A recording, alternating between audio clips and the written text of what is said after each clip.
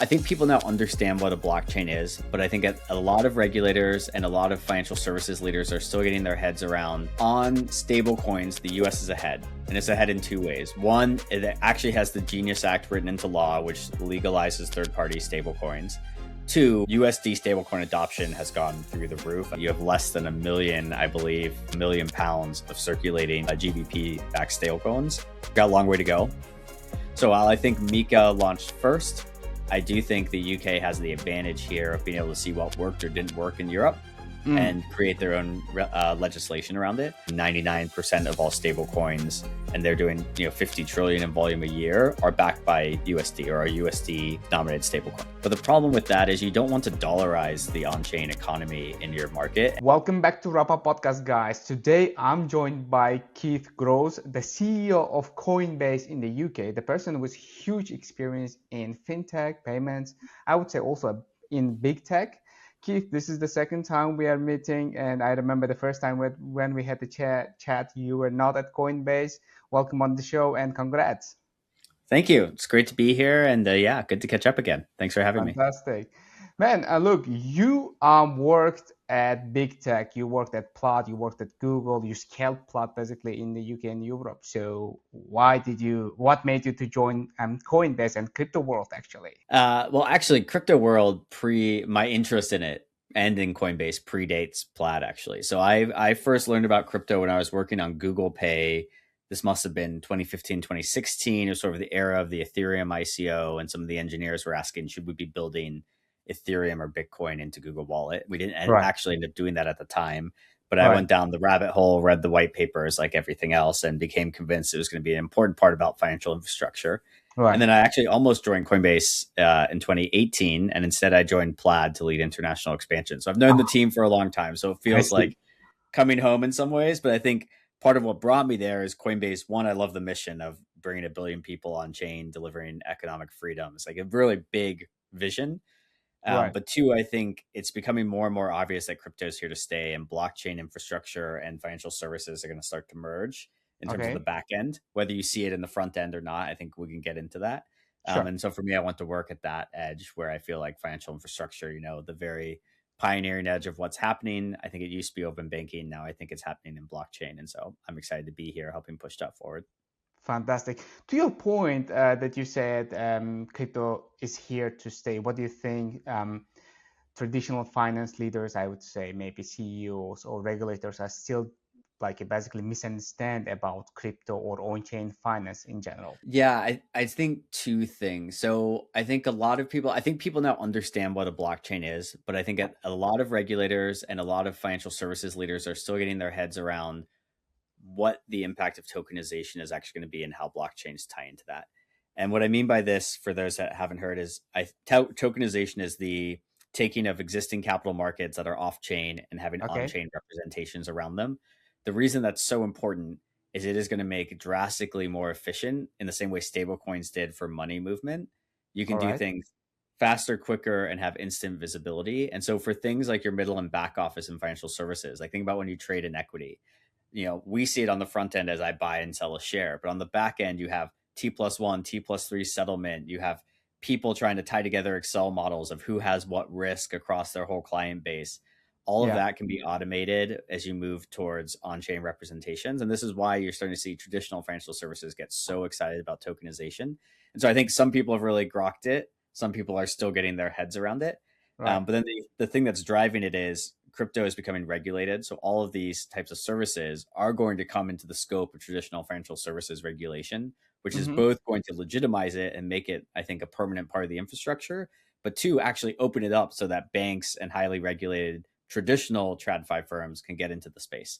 And so we're in the middle of that journey right now where there's licenses, there's MiCA in Europe, there's Clarity Act, hopefully coming in the US. We have the UK one coming out end of this year to go into force next year.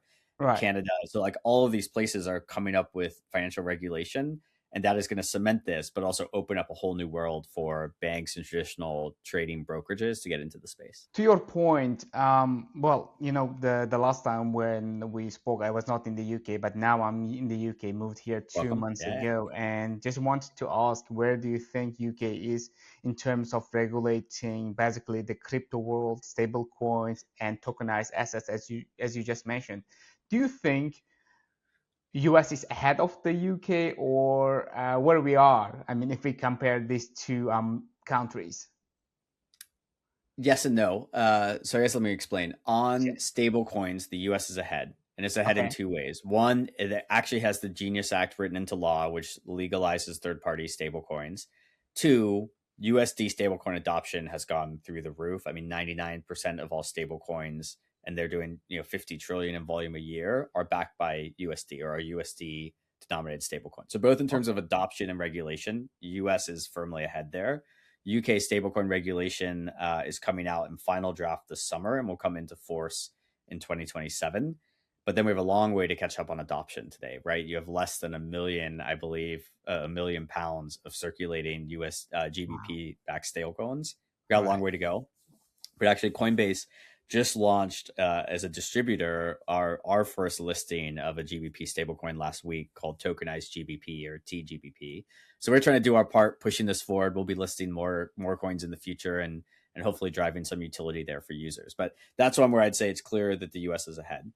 Now, on actually licensing and regulating crypto firms, I actually think it Okay. might be a different story. So the UK has a statutory instrument that's been written into law by Parliament.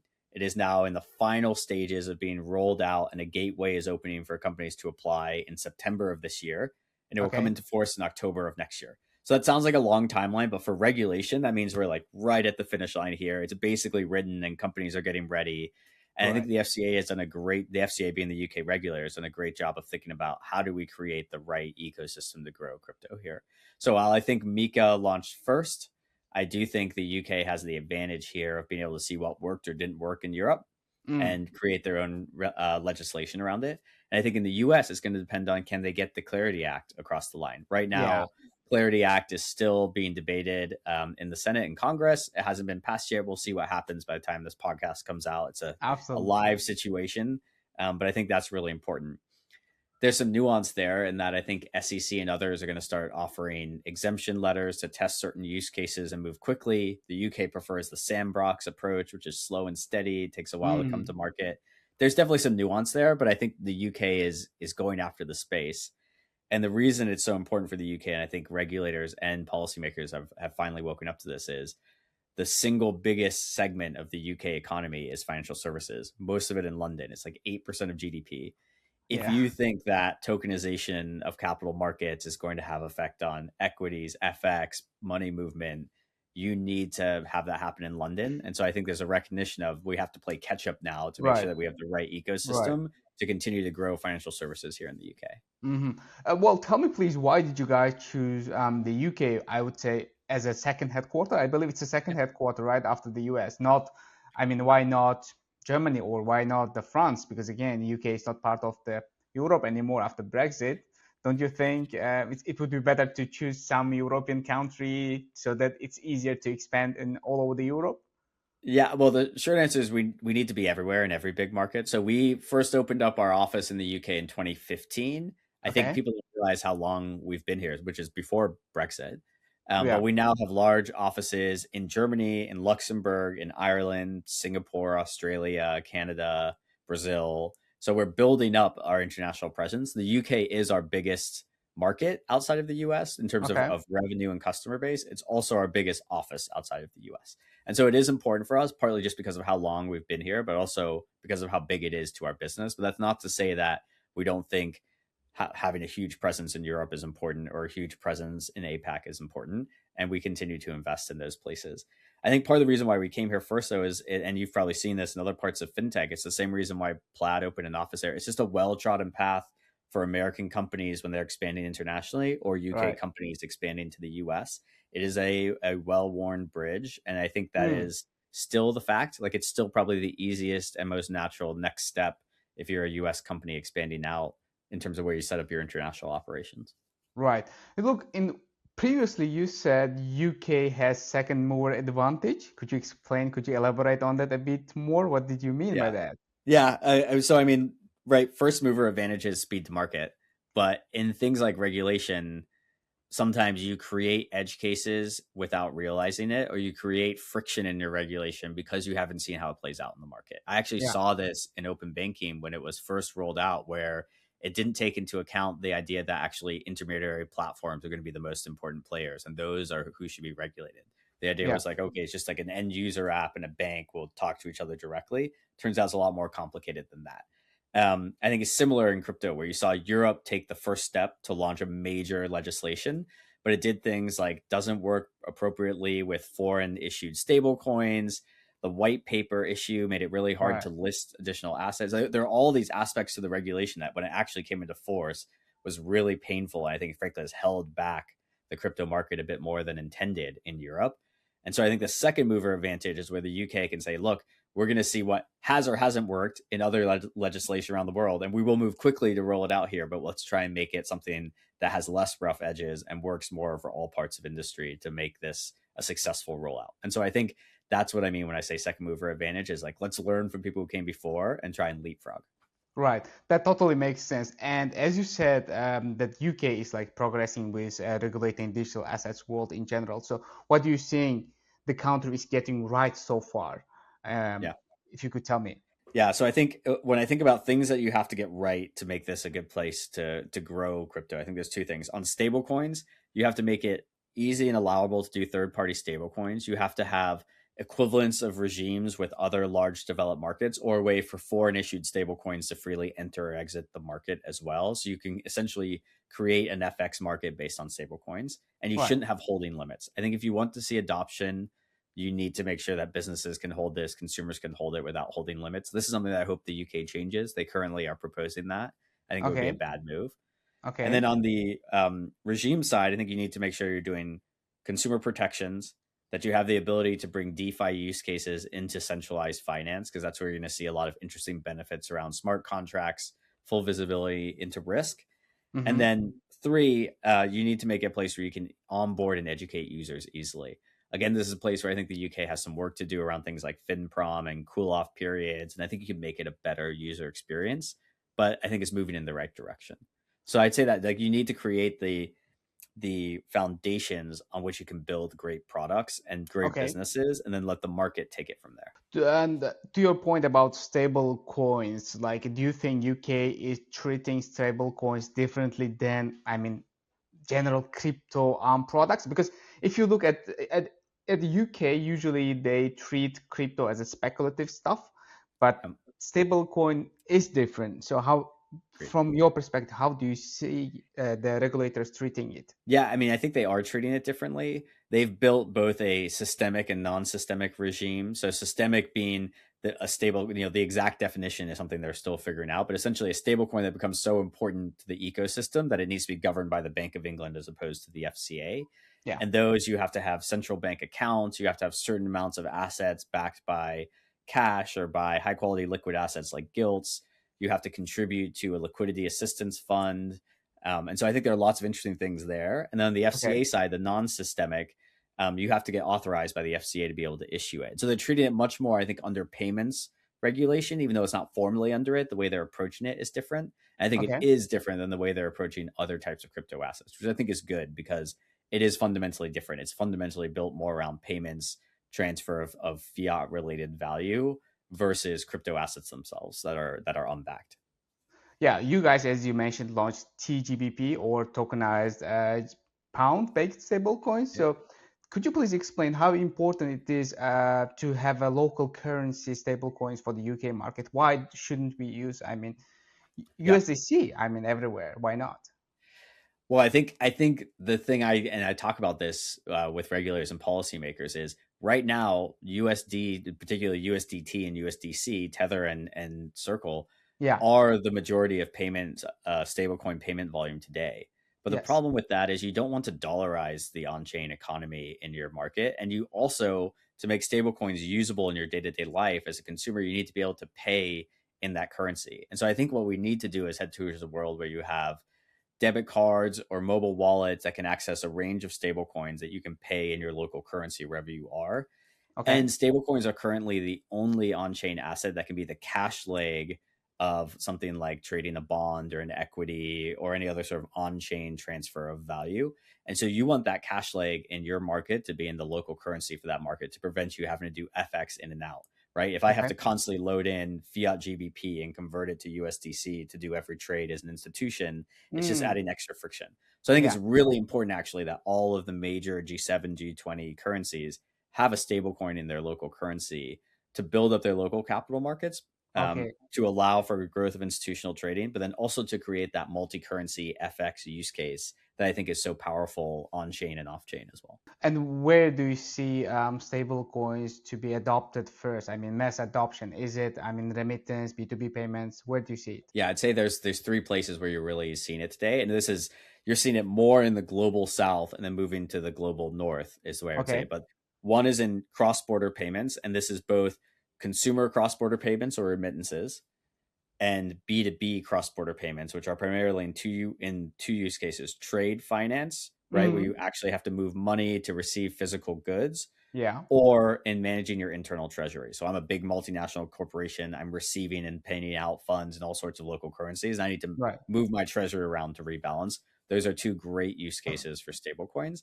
And then the Okay. third one you see is in on-chain trading. So these are people who are trying to do, hedge funds, market makers, large institutional traders who are doing trading in different currencies or on different venues worldwide and need to manage their liquidity and trading across platforms.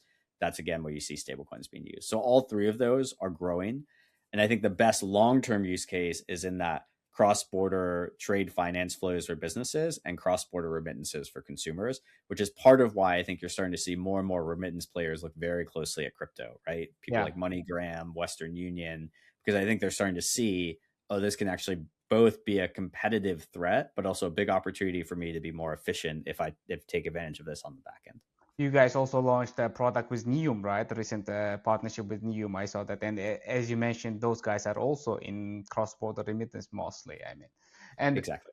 do you think you guys are better positioned than, let's say, banks, PSPs, or card networks in the market when it comes to stable coins? It depends on what you mean. Like I think Coinbase has the best stack of infrastructure Okay. around crypto today. So All I think right. like we have right mint burn accounts, we have our own L2, we have a vast network of install base on wallets, and we have all the infrastructure around trading, custody, lending for crypto. What I think you are as a bank or PSP is you have a really big install base in some of these markets, and you also have built-in merchant adoption around payments. I don't think Coinbase is the strongest there. So I think there's going to be lots of places where we'll compete, but probably lots of places where we'll partner with some of these PSPs and maybe Of where course. offering some of the custodianship or white label stablecoin rails, they're doing the merchant orchestration side, the go-to-market side. I think you will start to see lots of those things, but there's no argument that Coinbase is a major player in stablecoins. I mean, we're one of the big drivers of the growth of USDC. We've really been a champion for the space. And so I do think our infrastructure has a role to play in continuing to drive forward the adoption of stablecoins globally. And who do you think you are competing in the UK and European market? I know in the US you are one of the leading ones, of course. Yes, you are a big player. But when it comes to UK and Europe, who are you competing with? Well, I'd say like on the crypto side, you have players like the crypto native ones like BVNK, Yeah, banks, some of those players. You also have PSPs getting into the space like Stripe, Adyen, Revolut. others, and some of them you'll partner, some of them you'll compete. But then I also think you have lots of large banks that have very large transaction banking businesses that are thinking very carefully about this space.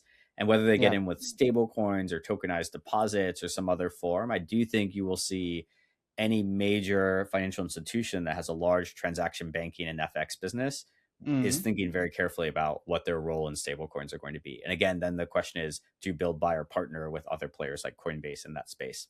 Right. To your point about big banks, you guys recently launched, I mean, UK saving accounts, right? Protected Yeah. UK saving accounts. So what was the idea behind that? If you could elaborate a bit. Yeah. I mean, there are still some things. So basically, my goal, and I think Coinbase's goal in general, right? We want to bring 1 billion people into crypto. We want to build Okay. economic freedom. We believe that crypto and blockchain are the right technologies to help build that long term, both assets like Bitcoin, but also the ability to move and own your wealth, self-custody, all of those aspects. Yeah.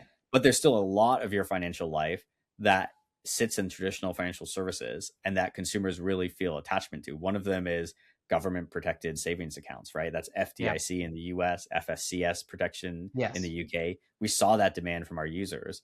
And so I also want to provide them with the use cases they want, even if it's not necessarily always crypto native.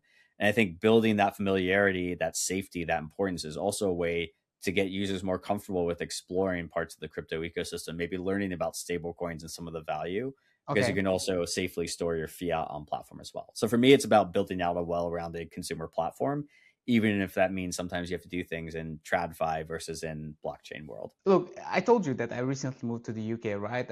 I have options of creating different accounts, but creating a traditional bank account is not that easy for me. Yeah. Yes, I have one. I have one. I got one. But when it comes to loans, maybe I'm not eligible for everything just now. Yeah. Do you think Yeah. I could potentially go on stable coin and that would be a better option for me? And on the other hand, here's another question. How safe is it? I mean, to Yeah. use stablecoin versus, let's say, Lloyd's Bank or some Barclays in the UK, for example. Yeah, it depends on what you're looking for, right? Because like stable coins and crypto aren't covered by FSCS protection today, which is why you have so many disclosures Okay, around it, right? Whereas okay, your savings account is backed by that, the one on Coinbase, but also your bank account if you're using a traditional bank. So like if you want the government protection, that's one aspect. But if you want the ability to easily send money to and from different players across borders, the ability to instantly borrow based on your holdings, post collateral, those are two things where I think crypto and smart contracts offer a really amazing use case. We just launched, we call it DeFi Borrow internally, but Borrow product in the UK, which is the ability for large holders or regular holders of Ethereum, Bitcoin, or Coinbase wrapped Ethereum to post that as collateral and receive USDC from it that you can then use okay, for everyday spending. You then need to be careful that you maintain the right LTV. It does have an interest rate that's variable. So you have to like review how it's working for your particular situation. But that's the type of thing that you used to have to go give a bunch of forms to a bank to get access to. And it was only reserved for ultra high net worth people. We're bringing that use case to the masses because you can do it automatically with a smart contract that can just use a okay. two-sided marketplace to verify you own the assets. You sign over control of your collateral, and then it Mm, instantly can approve a loan. No human beings involved. That's the type of value that I think tokenization is going to offer to all sorts of asset classes going forward. So for right. your particular situation, I think you have to make your own call about what you want, what use case you're looking for, the protections. But do I Yeah. think crypto has a big role to play? Yeah, I do think it does. Tell me, please, about the Borrow product. I was about to Yeah, ask about that product because, again, I have some crypto holdings. Yes. yeah, Of course, not with the Coinbase at the moment, but I do have, I can transfer them, right? So, how does that work? I mean, how yeah, much I can borrow? And as you said, like for when it comes to the banks, you have to I mean, you have to take care of the protection yourself because things could change yeah. quickly. But on Coinbase, you think it's easier, way easier? Yeah, I mean, we've basically tried to build. So we're partnering with Morpho on the back end. So they're an Okay. on-chain DeFi lending and borrowing protocol. And so what this is it's a two-sided marketplace where traders or institutional players that want demand for Bitcoin or Ethereum can go borrow it from the platform and post Okay. USDC and vice versa. Consumers in the UK who say, I want to hold my Bitcoin for the long run, but I actually want cash right now to go put a down payment on a house or, finance a car or whatever it is, can post Yeah. their collateral and receive USDC. And then the interest rate is just based on the demand on either side and the price of the asset. And so it Okay. depends on if there's more demand for lending versus borrowing in the protocol. And then you as a user just need to maintain your loan to value ratio. But we help you do that. We basically flag like where you are inside of the application. We send you emails and text notifications. You can say, hey, the price has moved, you need to top up, or your buffer has increased actually. And so we help make it easy for you to manage that. But that's the idea behind it, is bring some of the benefits of these things that have existed in DeFi for 3 to 5 years now and make them in a great user experience that you can access through traditional applications like Coinbase.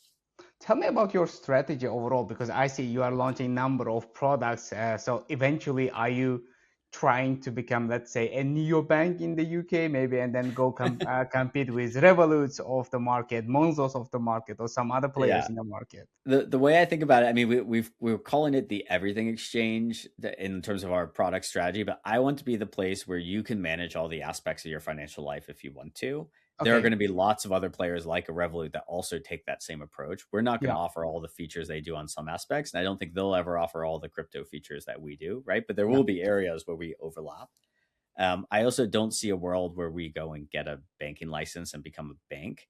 But what I want Okay. to be is bring more and more of the on chain benefits of tokenized capital markets, tokenized savings, tokenized payments, the ability to be multi currency, multi geo, and be able to manage your savings, fiat, and on Yeah. chain all at once. I want all of that to be inside of the Coinbase app.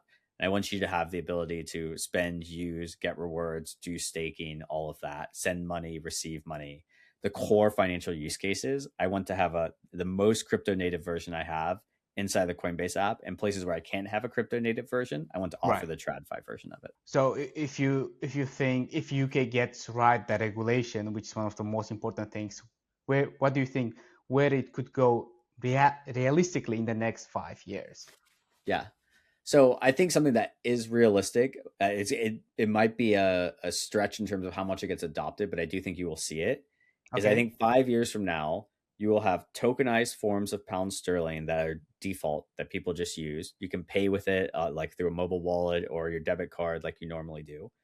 I think Okay. you'll have tokenized versions of equities. What do I mean by that? Like on the front end, it might just look like I own a Tesla share or I own a Lloyd's Bank share. But on the back end, you will be able to post that as collateral, instantly have your risk position notice, be able to use it in cross margin products. Some of the things that are deeper trading or high net worth financial use Okay. cases will be brought to the mass market by the benefits of tokenization. And I think same thing with bonds. You will easily be able to buy and sell digital gilts, digital US treasuries, and have ownership of those in your account. And then if you think about the world we're heading to, you're probably going to be able to ask an AI agent to help you manage your portfolio, move Yeah. money back and forth, help you build your wealth over time.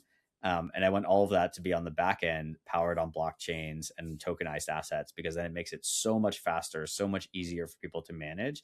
And on the front end, it might feel very similar, but on the back Yeah. end, it's a massive transformation in how these products are managed. Do you think your potential customers they do really understand how Coinbase works and what products they offer in the UK market? Because again, even as a person who every day reads about these updates, Right. well, I didn't know as much as I know about Revolut, for example, about Right. Coinbase. So I didn't know that that many products that you guys are offering. So how are you Yeah. communicating this to general market? I mean, look, this is a big challenge. Some of this just comes with time. Some of it comes with marketing. Some of it Right. comes with how you structure your in-app education. And so I think Coinbase spent a long time trying to educate people on what crypto assets are, what blockchain is, how you get started in crypto. And I do think that's how most users think of Coinbase today. Like a lot of users think, oh, if I want to learn about Bitcoin or buy my first Bitcoin or buy my first Ethereum, that's when Mm, Coinbase comes to mind. The challenge is as we build more and more use cases, stable coins, tokenized equities, yeah. tokenized bonds, how do you educate the market around that? And how do you tell people even what those are, what the differences are, and bring them into the fold, particularly if they're not Coinbase users today. If they're Coinbase users today, you can do things in the app, you can share them the experience. It's how you reach users who have never heard of Coinbase. And that's, I think, the big marketing challenge I'm thinking about and Coinbase is thinking about for the next 5 years is how do we tell this story to users? How do we get them comfortable? But I Yeah. think part of this, and maybe this is just like learned the hard way through many years of working in fintech, is sometimes it also just takes time. Users have to Absolutely. build trust with your application. They have to see your logo repeatedly. They have to know your brand and trust it. That's not something you're going to build overnight. And so a lot of what we're spending time on is continuing to maintain our role as the most trusted player in crypto, which is something where we've been lucky to be for the past 5 to 10 years when you do surveys. And so we need to hold on to that position and continue to build that trust because I think that will be the important foundation of growing your market awareness over time. And Right. if that gets lost, it's really hard to replace that. And my last question would be, you launched a number of products like TGPP, Borrow, and few others. So what should we expect the next couple of years from you guys? I mean, any important products that are coming to the market? Oh man, yeah, not even in the next couple of years. In the next like 3 months, you'll see more All important right. products coming at us. I can't pre-announce them now, but I Okay. think you can go sort of look at the things that we've built in the US. Things tend to launch there first. Right. We'll be bringing some of those products here, and Coinbase is cooking a lot of exciting things in the back end right now. We have teams working on AI products, teams working on trading agents, and so not all of those will see the light of day as mass market products, but I think some of Right. them will. So yeah, I mean, as you mentioned, we've been shipping a lot. It's shipping season. We're working hard under the covers to bring more great things to our app and for our users, and so I think there's gonna be more to come in the rest of this year. Keith, it was great to have you on the show. Thank you for sharing all these insights. Would love to stay in touch. Please let me know when you launch the next product. I will. Thanks for having me, Sam. It was great to be here.